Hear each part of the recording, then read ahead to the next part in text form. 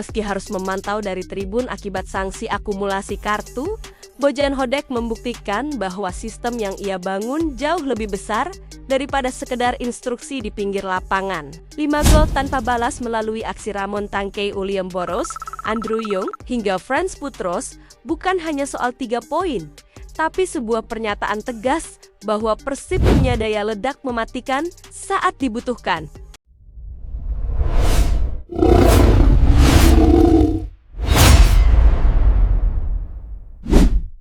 Kita akan membedah kemenangan telak 5-0 Persib Bandung atas Madura United di Stadion GBLA. Sebuah laga yang sangat menarik untuk dibedah ya. Sangat.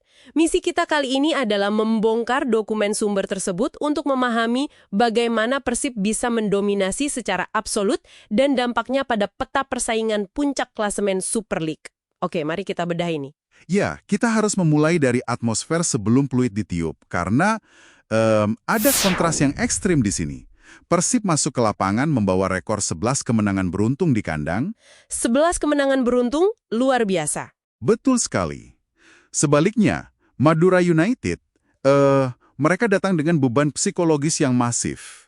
Mereka terpuruk tanpa satupun kemenangan di 7 laga terakhir mereka.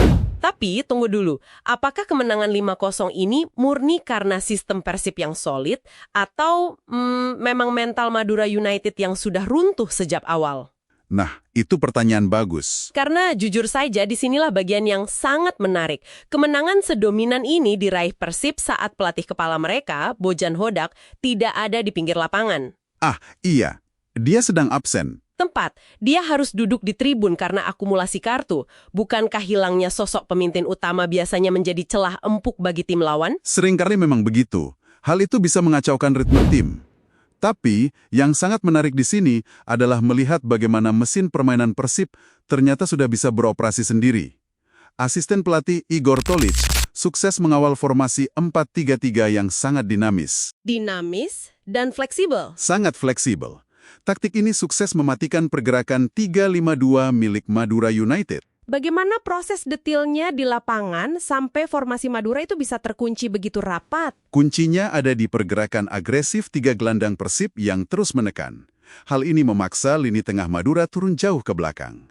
Formasi 3-5-2 Madura akhirnya menyusut menjadi 5-3-2 yang sangat statis. Sayap mereka jadi mati kutu ya? Betul.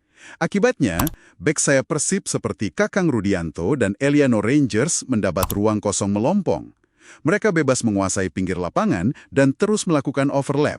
Pantas saja ruang di koridor sayap itu benar-benar menjadi jalur tol bagi Persib. Babak pertama saja sudah seperti parade gol, terutama kalau kita melihat aksi dari Ramon Tankei Souza. Iya, 2 gol cepatnya membuktikan efektivitasnya sebagai target man. Ruang sayap yang terbuka lebar tadi memudahkan suplai bola kepadanya.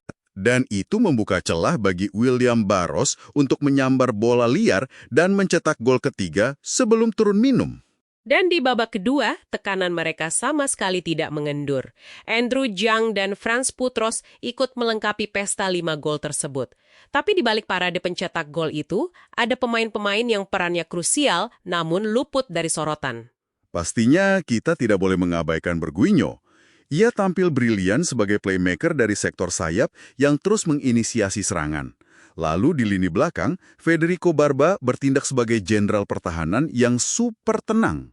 Saking rapatnya komando Barba, kiper Teja Paku Alam nyaris tidak perlu berkeringat menyelamatkan gawang sepanjang 90 menit.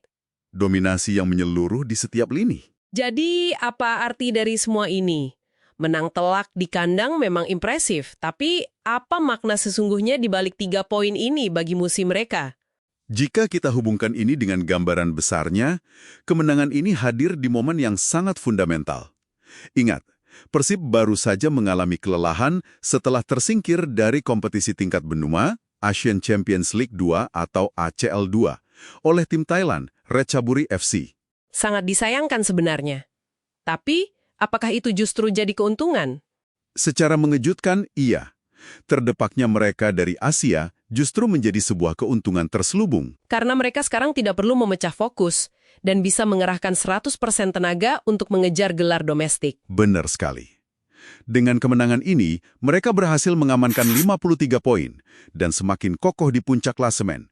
menjauh dari kejaran ketat rival mereka seperti Persija Jakarta dan Borneo FC. Ini membawa kita pada satu poin penting untuk Anda pelajari dari laga ini. Ini membuktikan bahwa klub elit sejati tidak bergantung secara mutlak pada figur satu orang di pinggir lapangan. Tepat. Ketika taktik, kedisiplinan, dan pendelegasian tugas sudah mengakar kuat menjadi DNA tim, mesin itu tetap beroperasi dengan sempurna walau sang pelatih kepala absen. Sistem organisasi yang solid bisa menutupi semua celah dan mengatasi krisis seketika. Ini bukan sekedar laga sepak bola, tapi studi kasus manajemen. Manajemen yang luar biasa rapi. Pastinya. Dan ini memunculkan satu pertanyaan penting. Jika Persib mampu menghancurkan lawannya 5-0 secara mandiri tanpa pelatih kepala, tepat setelah mereka kelelahan dari jadwal padat di Asia, seberapa menakutkan level konsistensi mereka saat menghadapi laga tandang big match melawan Persebaya pekan depan? Pertanyaan yang pasti membuat kubu lawan harus berpikir keras mengatur strategi. Silakan Anda renungkan bagaimana sebuah sistem dan fundamental yang kuat bisa menjadi senjata paling mematikan. Terima kasih sudah menemani kami membedah taktik hari ini, Dan sampai jumpa di video selanjutnya.